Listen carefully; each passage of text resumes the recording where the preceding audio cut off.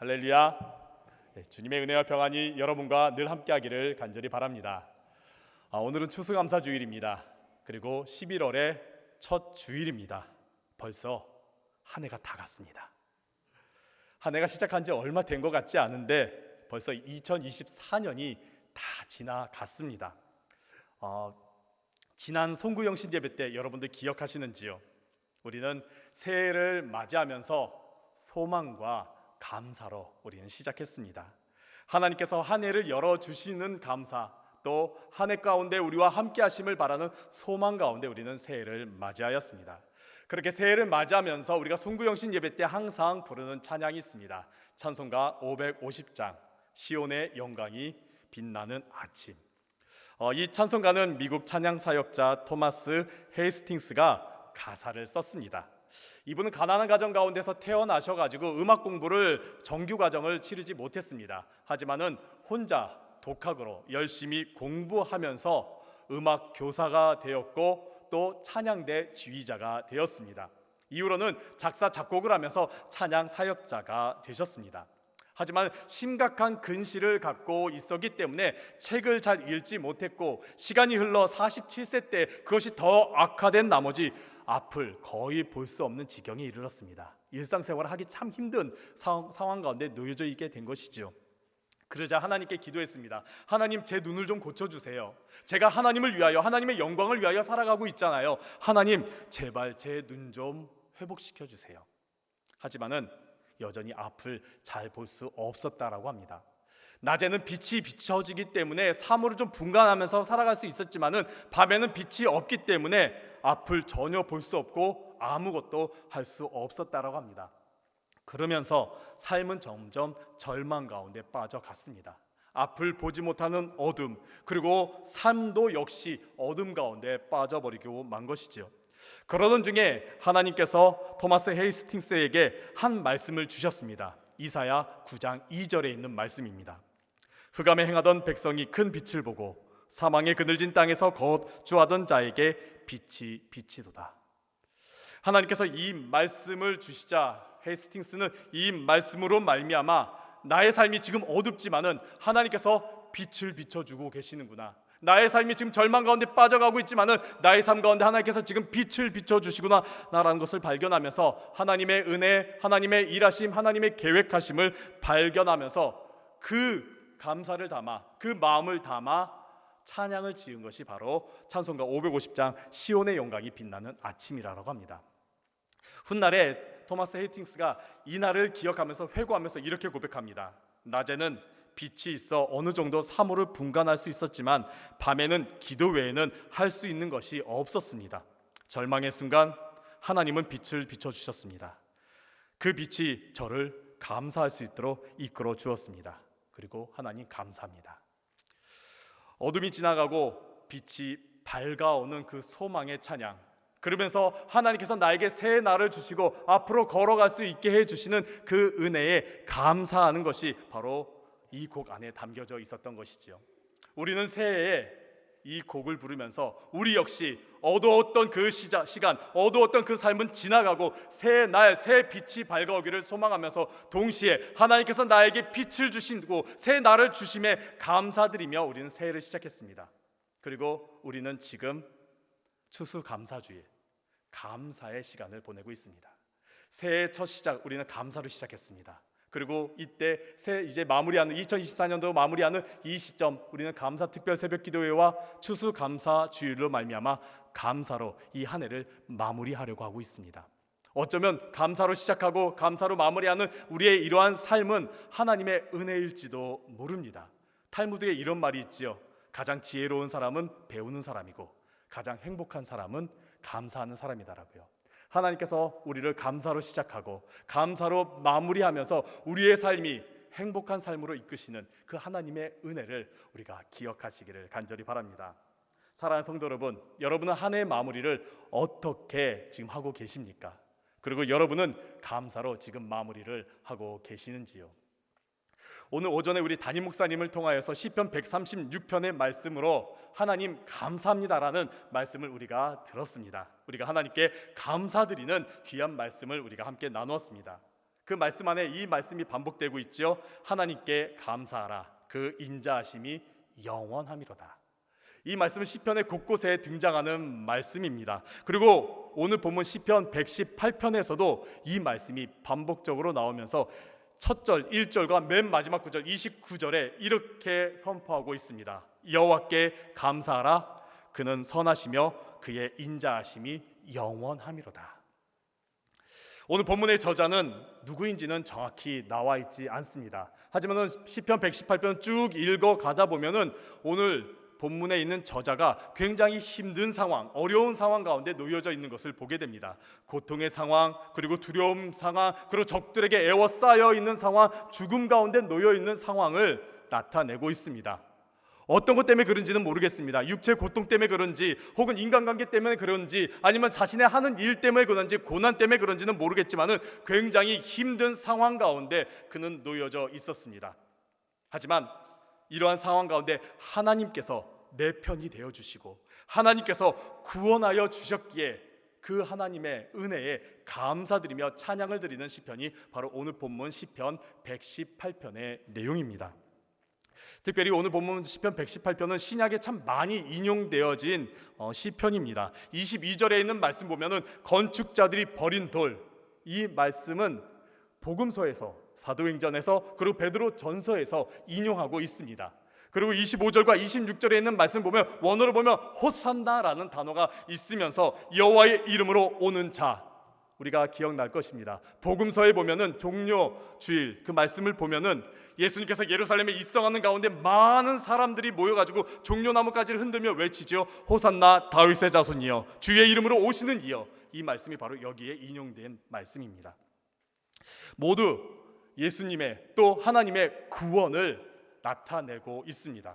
오늘 시편 118편은 하나님의 구원에 대한 감사의 찬양으로 유대인들과 우리 그리스도인들이 예배 가운데 부르는 찬양의 시이기도 합니다. 본문 앞부분 1절부터 18절까지는 개인의 찬양에 대해서, 개인의 감사에 대해서 나타내고 있습니다. 그리고 후반부에 가면은 오늘 본문에 있는 후반부 19절부터 29절까지 있는 말씀은 공동체가 함께 하나님께 찬양하며 감사로 나아가는 내용이 담겨져 있습니다. 오늘 본문이 바로 이러한 내용, 공동체가 함께 하나님께 나아가 감사하는 내용, 오늘 이 내용을 여러분과 나누어 보고자 합니다. 하나님께서 우리를 구원 가운데로 이끌어 가시고 우리를 구원하여 주시고 또 구원의 삶으로 인도하여 주시는, 이끌어 가시는 하나님의 은혜에 우리가 어떤 은혜인지 발견하면서 함께 감사하는 시간을 가져보도록 하겠습니다. 첫 번째입니다. 하나님께서는 우리를 구원으로 이끌어 가고 계십니다. 오늘 본문 19절에 이렇게 시작합니다. 내게 의의 문들을 열지어다. 내가 그리로 들어가서 여호와께 감사하리로다. 내가 의의 문들이 열릴지어다. 내가 그리로 들어가겠다. 그렇다면 여기서 의의 문이란 무슨 문일까요?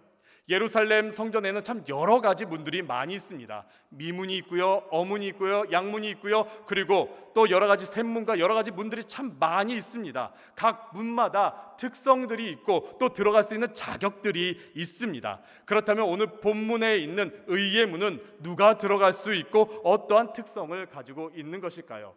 이는 20절에서 설명하고 있습니다. 우리 함께 20절에 있는 말씀 함께 읽도록 하겠습니다. 이는 여호와의 문이라 의인들이 그리로 들어가리로다. 아멘. 의의 문, 이것은 여호와의 문이다라고 말하고 있습니다. 그곳은 의인들이 들어간다라고 말씀하고 있습니다. 의의 문은 여호와의 문, 하나님께로 나아가는 문, 그곳은 의인들만 들어갈 수 있다라는 겁니다. 하나님께서 인정하신 자, 하나님께서 허락하신 자, 하나님께서 허락하신 자만 들어갈 수 있는 문이다라는 것이죠. 그렇다면 그들은 누구일까요? 의인, 하나님께서 인정하시는 것은 우리의 능력으로, 우리의 방법으로는 할 수가 없습니다. 로마서에서 나타나시피 의인은 아무도 없다라는 게 무슨 말입니까?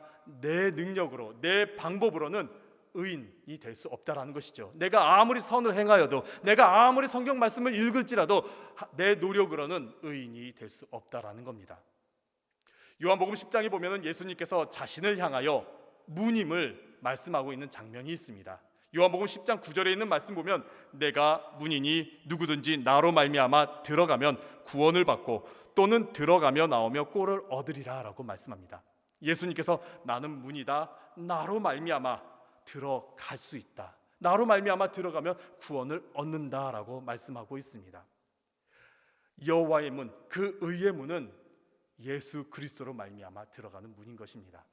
예수님의 그 십자가의 그 구원을 받은 우리들, 그 예수 그리스도의 그 십자가의 구원을 믿는 우리들이 들어갈 수 있는 문이다라는 것이죠.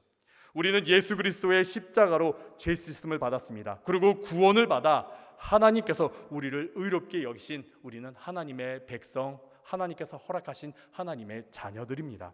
우리는 스스로 의인이 될 수 없지요. 하지만 예수님께서 십자가에 달리심으로 우리는 값없이 은혜로 의롭다 하심을 얻었습니다. 우리는 예수님의 십자가로 말미암아 의의 문에 들어갈 수 있는 하나님의 백성입니다. 의의 문은 열렸고 의의 문으로 들어가도록 허락하는 것, 거기에는 우리가 할 수 있는 것, 우리의 공로는 아무것도 없습니다. 모든 것이 다 하나님께서 이끌어가고 계시고 하나님께서 이루어가고 계십니다. 모든 과정 가운데 우리가 한 것은 하나도 없습니다. 모두가 다 하나님께서 하셨다라는 것이지요. 우리의 삶이 내가 하는 것이 아니라, 내가 이끌어가는 것이 아니라 하나님께서 다 하시고 하나님께서 나를 구원 가운데로 인도하셨다라는 우리가 믿음을 가진다라면 우리는 감사의 고백을 할 수 있다라는 겁니다. 내가 하는 것이 아니라 하나님께서 하셨다라는 그 고백이 담겨질 때 우리의 삶 가운데 감사의 고백이 담겨질 수 있습니다. 그래서 21절에, 오늘 본문 21절에 이렇게 말합니다.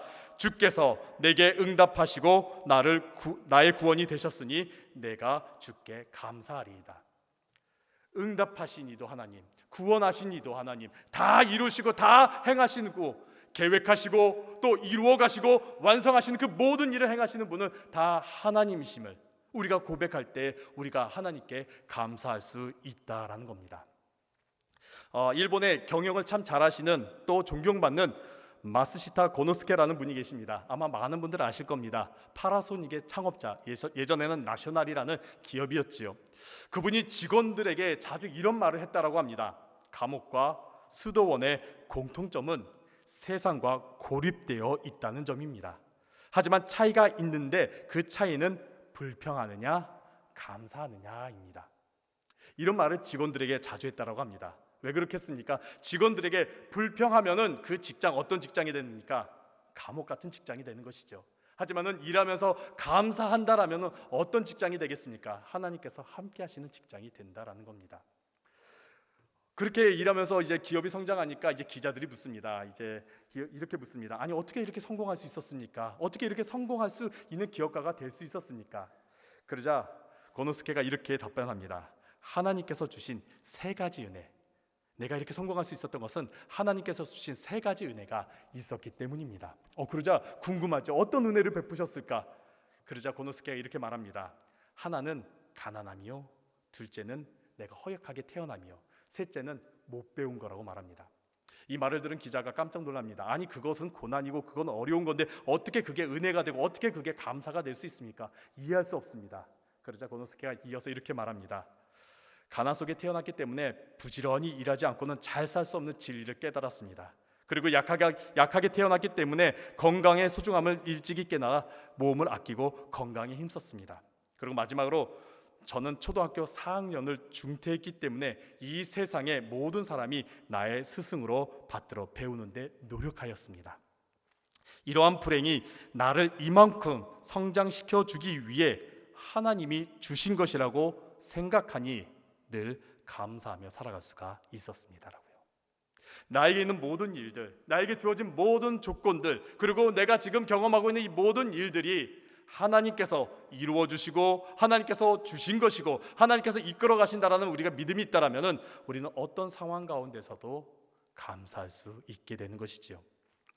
2024년 지금까지 모든 일들 하나님께서 계획하신 일들입니다.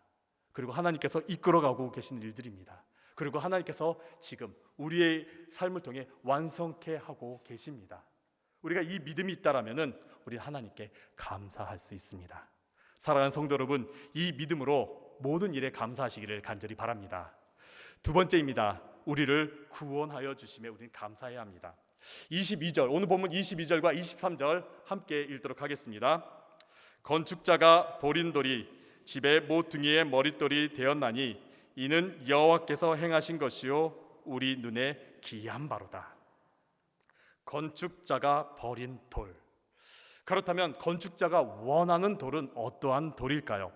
아마 집을 짓거나 건물을 지을 때에 참 요긴하게 정말 필요에 참 쓰임받기 좋은 돌일 것입니다. 단단하고 잘 다듬어지고 또 가치 있는 돌이 건축자들이 원하는 돌일 겁니다. 그러면 버린 돌은 어떠한 돌입니까? 쓸모없는 돌이죠. 가치가 없는 돌이죠. 작고 연약하고 볼품없고 기준 미달인 것이 바로 아마 버린 돌입니다. 그런데 오늘 본문을 보니까 하나님께서는 그러한 버린 돌을 집의 모퉁이의 머릿돌이 되게 하셨다라고 말합니다.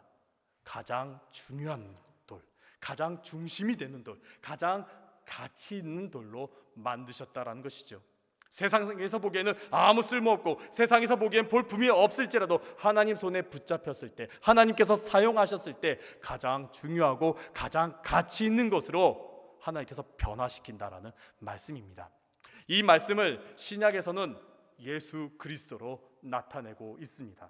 마태복음 21장 42절에 이렇게 말씀합니다. 예수께서 이르시되 너희가 성경에 건축자들의 버린 돌이 모퉁이의 머릿돌이 되었나니 이것은 주로 말미암아 된 것이요 우리 눈에 기이하도다 함을 읽어 본 일이 없느냐.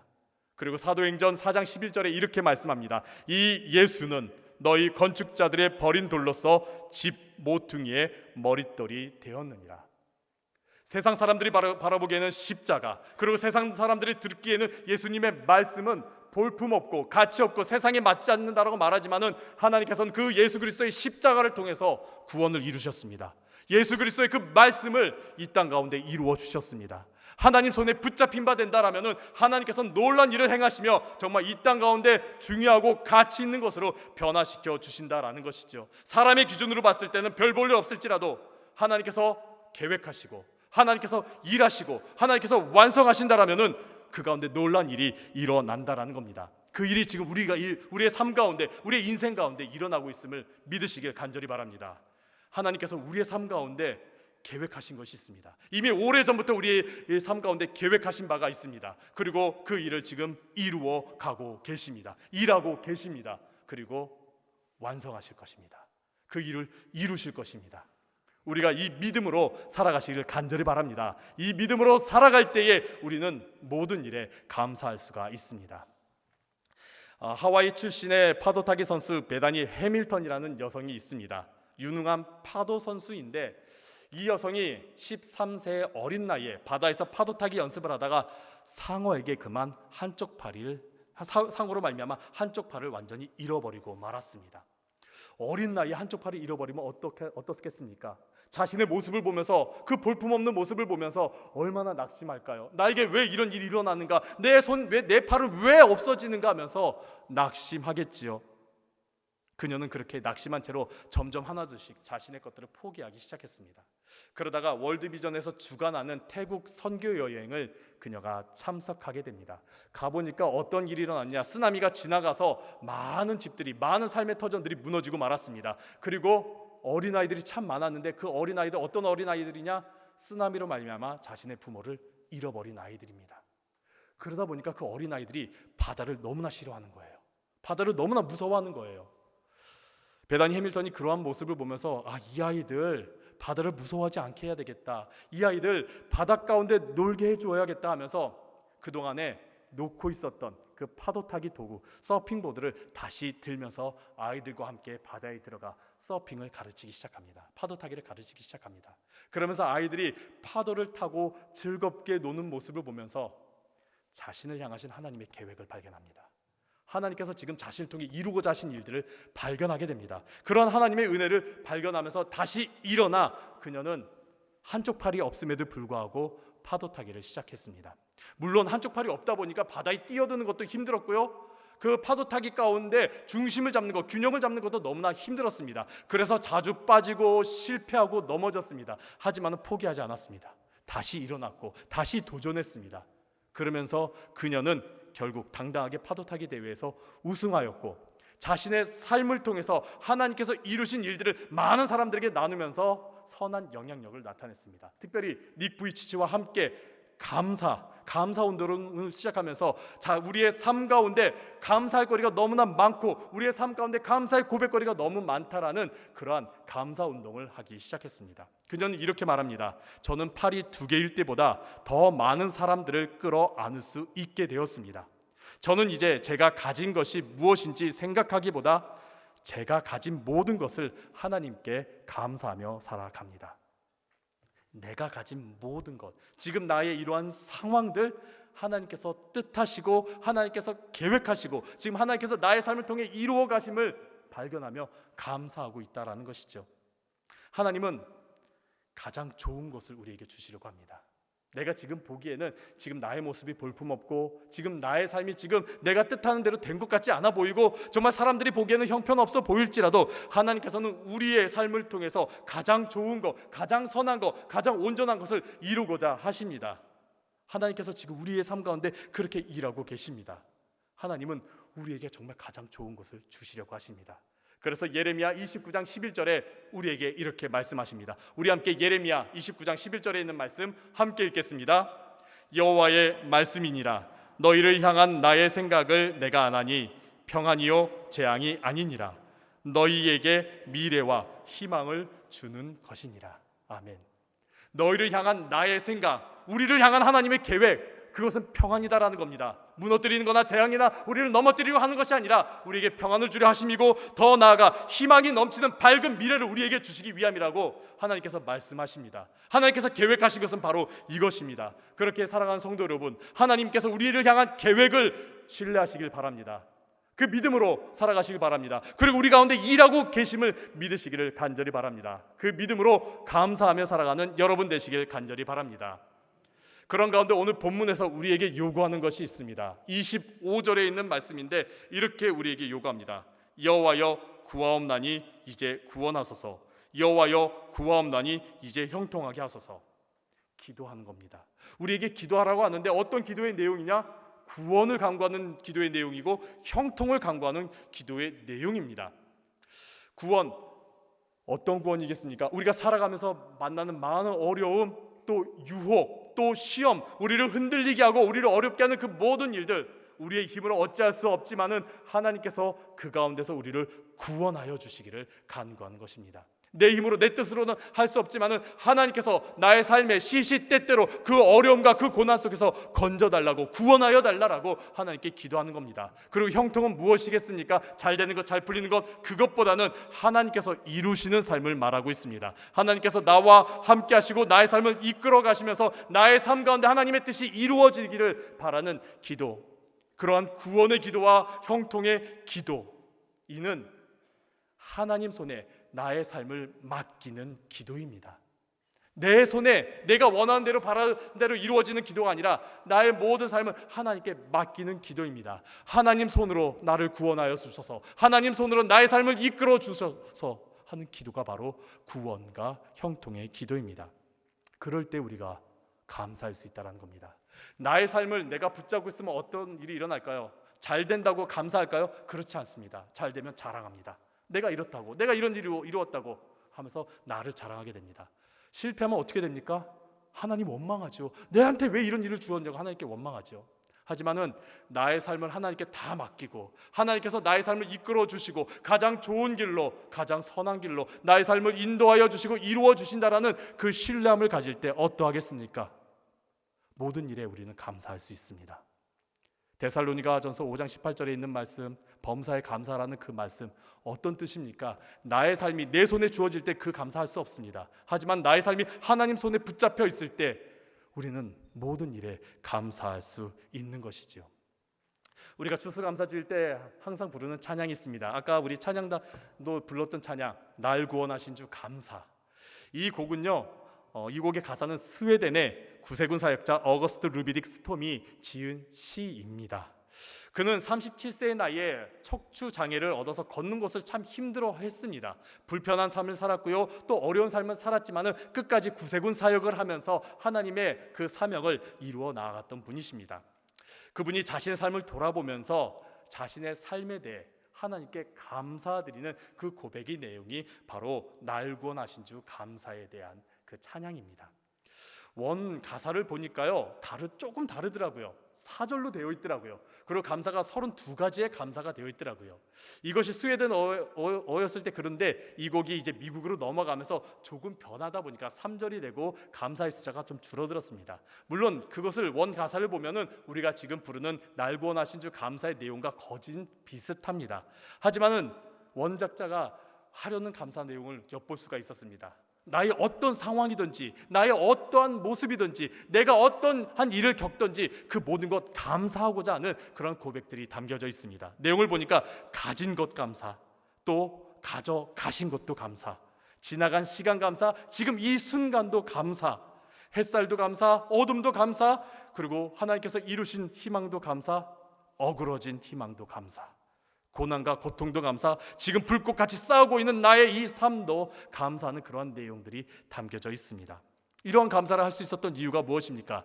나의 삶의 중심을 하나님께 맡겼기 때문이죠. 나의 삶이 하나님의 손에 붙잡혀 있었기 때문입니다. 그렇기에 모든 일에 감사할 수 있었던 겁니다. 오늘 시편에서도 마지막 28절에서 이렇게 우리에게 고백하라고 말합니다. 우리 함께 28절에 있는 말씀 함께 읽겠습니다. 주는 나의 하나님이시라 내가 주께 감사하리이다. 주는 나의 하나님이시라 내가 주를 높이리이다. 주는 나의 하나님이시라. 이 고백이 우리의 고백이 되어야 한다는 겁니다. 하나님은 나의 주님이시라. 또 하나님은 나의 하나님이시라. 그 고백 안에 무엇이 담겨 있겠습니까? 나는 그저 피조물입니다. 나는 그저 종입니다. 나는 그저 하나님께서 이끄시는 대로, 하나님께서 뜻하시는 대로 그저 순종하며 가는 하나님의 종입니다. 나의 삶의 모든 것 하나님 뜻 가운데 있습니다. 내가 사망의 음침한 골짜기를 갈지라도, 내가 기쁜 일이 있고 슬픈 일이 있을지라도, 내가 좋은 일이 있고 나쁜 일이 있고, 내가 실패하고 성공했을지라도 그 모든 것은 다 하나님의 뜻 가운데, 하나님의 계획 가운데, 하나님의 일하신 가운데 있습니다. 그리고 하나님께서 이루시고자 하는 그 모든 일 나는 믿습니다. 신뢰합니다. 순종합니다. 우리가 이러한 믿음이 있을 때 모든 일, 범사에 감사할 수 있게 된다는 겁니다. 사랑하는 성도 여러분, 우리의 삶은 하나님께서 계획하시고 또 이루어 가시고 완성하시는 삶입니다. 하나님께서 선하고 인자하신 그 계획을 가지고서 우리 삶 가운데 일하고 계십니다. 우리가 이러한 하나님을 신뢰할 때에 우리는 감사하며 살아갈 수가 있습니다. 나의 삶의 모습이 어떠하든지 하나님께서 나를 구원하여 주시고 나의 삶을 형통케 하여 주신다라는 그 신뢰함이 있을 때 우리는 늘 감사하며 살아갈 수 있습니다. 이러한 감사로 살아가는 여러분들 되시길 바랍니다. 또한 이러한 믿음으로 이제 2024년 얼마 남지 않았는데 감사로 마무리하는 여러분들 되시기를 간절히 바랍니다.